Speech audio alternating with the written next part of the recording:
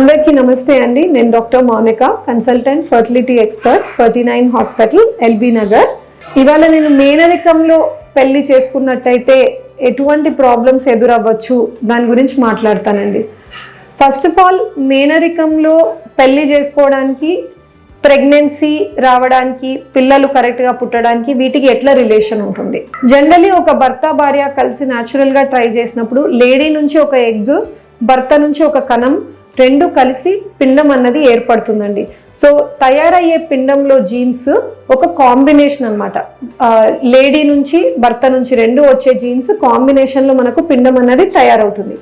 ఇలా తయారైన పిండంలో వాటి ఓన్ జీన్స్లో కూడా బయట ఎన్వైరన్మెంట్ వల్ల కావచ్చు, సర్టన్ అదర్ ఇన్ఫ్లుయెన్సెస్ వల్ల వాటిల్లో కూడా జీన్స్లో వేరియేషన్స్ వస్తూ ఉంటాయి. ఈ తయారైన పిండం అన్ని రకాలుగా జన్యుపరంగా హెల్తీ ఉంటే గర్భసంచి దాన్ని అతుక్కొనిస్తుంది. అతుక్కున్న తర్వాత కూడా అది హెల్తీగా పూర్తి 9 నెలలు వెళ్ళి బేబీ డెలివరీ అయ్యేంత వరకు ఆ జర్నీ అన్నది ఏ లేడీలో అయినా ప్రెగ్నెన్సీ అన్నది చాలా కేర్ఫుల్గా, సెన్సిటివ్గా చూసుకోవాల్సిన విషయం. ఇలా మేనరికంలో పెళ్లి చేసుకున్న వాళ్ళకి చాలా మంది భయపెట్టిస్తూ ఉంటారండి. దానివల్లనే మీకు ప్రెగ్నెన్సీ కష్టంగా వస్తుందేమో, రావట్లేదేమో, లేదా రేపు అబార్షన్లు అవుతున్నా దానివల్లనే ఈ ప్రాబ్లం అవుతుందేమో, పిల్లలు ప్రాబ్లంతో పుడుతున్నా ఆ మేనరికం వల్లనే అవుతుందేమో అని చాలా క్వశ్చన్స్ రేజ్ చేస్తూ ఉంటారు.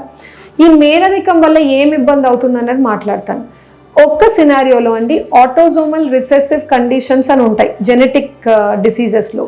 ఈ రకమైన ఆటోజోమల్ రిసెసివ్ ప్రాబ్లం ఈ మేనరికంలో చేసుకున్నప్పుడు కొంచెము ఇది మనకు ప్రెగ్నెన్సీ రావడంలో కానీ, లేదా అబార్షన్స్ ఎక్కువ చేయడం కానీ, పిల్లల ప్రాబ్లంతో పుట్టడం కానీ ఇవన్నీ ఎక్కువగా చేస్తుంది. అది ఎలా అవుతుంది అంటే, ఈ ఆటోజోమల్ రిసెసివ్ అన్న జెనెటిక్ డిసీజెస్లో 2 డిఫెక్టివ్ జీన్ కాపీస్ ఉండాలి. 2 ఒక చోట చేరితేనే ఆ ఇండివిజువల్ ఇబ్బంది పడుతుంది. భర్తలో కూడా ఒక డిఫెక్టివ్ జీన్ ఉండి, వైఫ్లో కూడా ఒక డిఫెక్టివ్ జీన్ ఉన్నంత వరకు వాళ్ళిద్దరికి ఏం ప్రాబ్లం ఉండట్లేదండి. కానీ ఆ ఇద్దరు డిఫెక్టివ్ జీన్స్తో ఎవరైతే ఉన్నారో మేనరికంలో వాళ్ళిద్దరు పెళ్లి చేసుకున్నప్పుడు వాళ్ళకు పుట్టే కిడ్ 1 in 4 అంటే 25% ఛాన్స్తో ఆ 2 డిఫెక్టివ్ జీన్స్ ఒకటే బేబీలో వచ్చే అవకాశం ఉంటుంది. అలా వచ్చినప్పుడు ఆ బేబీ సఫర్ అవుతుందండి. ఎలా సఫర్ అవుతుంది అంటే, ఆ పర్టిక్యులర్ జెనెటిక్ డిసార్డర్ ఎంత సివియర్గా ఉంది అన్న దాన్ని బట్టి కొన్నిసార్లు పిండం ఏర్పడకపోవచ్చు. సెకండ్, పిండం ఏర్పడినప్పటికీ ఇది డిఫెక్టివ్ ఎంబ్రియో అని చెప్పేసి గర్భసంచి దాన్ని అతుక్కోనివ్వకపోవడం, సో అప్పుడు మీకు ప్రెగ్నెన్సీ రాదు. థర్డ్ వచ్చేసి ప్రెగ్నెన్సీ పిండం అతుక్కుంటుంది, గర్భసంచి దాన్ని అతుక్కొనిచ్చింది, కానీ ఆ పిండం డిఫెక్టివ్ ఉండడం వల్ల ముందుకు వెళ్ళలేకపోవడం, మంచిగా సెల్స్ మల్టిప్లై అయ్యి అన్ని ఆర్గాన్స్ ఫామ్ అవ్వడం, బ్రెయిన్, హార్ట్ ఇవన్నీ కూడా. సో ఇక్కడ ఎక్కడైనా ప్రాబ్లం రావచ్చండి. ఇవన్నీ దాటాయి అంటే మనం ఎన్టీ స్కాన్లు, టిఫా స్కాన్లు అని ఎన్నో స్కాన్స్ చేస్తున్నాం. ఇవన్నీ ఎందుకు చేస్తున్నాము అంటే, బాగానే ప్రెగ్నెన్సీ ప్రోగ్రెస్ అవుతున్నప్పటికీ బేబీ ఎలా ఉందో మనకు తెలీదు, బేబీలో ఏదన్నా మేజర్గా ప్రాబ్లం ఉంది, రేపు పుట్టిన తర్వాత బేబీ సఫర్ అవ్వచ్చు, ప్లస్ పేరెంట్స్ కూడా సఫర్ అవ్వచ్చు. ఇవన్నీ ఆలోచించుకొని ఏమన్నా ఉంటే ముందే దాన్ని డిటెక్ట్ చేసి ప్రెగ్నెన్సీని టర్మినేట్ చేయాలి అన్న ఉద్దేశంతో ఈ టెస్ట్ అన్ని మనం చేస్తూనే ఉన్నాం, స్కాన్స్. ఈ ఆటోజోమల్ రిసెసివ్ కండిషన్స్ మనకు ఎక్కడైనా డిటెక్ట్ అవ్వచ్చు. కొన్ని అన్ఫార్చునేట్ కేసెస్ ఏమవుతుందంటే అండి, డెలివరీ కూడా అయిపోతుంది. డెలివరీ అయిన తర్వాత కూడా బేబీ ఈ ప్రాబ్లం వల్ల during his or her life time డెత్కి దారి తీయచ్చు కూడా. సో ఈ ఆటోజోమల్ రిసెసివ్ కండిషన్ ఎంత సివియర్, ఏ టైప్ ఆఫ్ కండిషను, ఇవన్నీ మీరు తెలుసుకోవాలి. అసలు మేనరికంలో ఉన్న వాళ్ళకే ఈ ప్రాబ్లంలు ఎదురవుతున్నాయని లేదండి, మేనరికం లేకుండా చేసుకున్న వాళ్ళలో కూడా అబార్షన్స్ అవ్వచ్చు, ప్రెగ్నెన్సీ రావడం కష్టంగా ఉండొచ్చు, లేదా ఇలా పిల్లలు పుట్టి చనిపోవడం, ఈ ప్రాబ్లమ్స్ ఎవరిలో అయినా జరగచ్చు. బట్ ఆటోజోమల్ రిసెసివ్ కండిషన్ ఉండి మేనరికంలో చేసుకున్నట్టయితే అలాంటి వాళ్ళలో మీ రిస్క్ ఆల్మోస్ట్ 25% ఉంటుంది.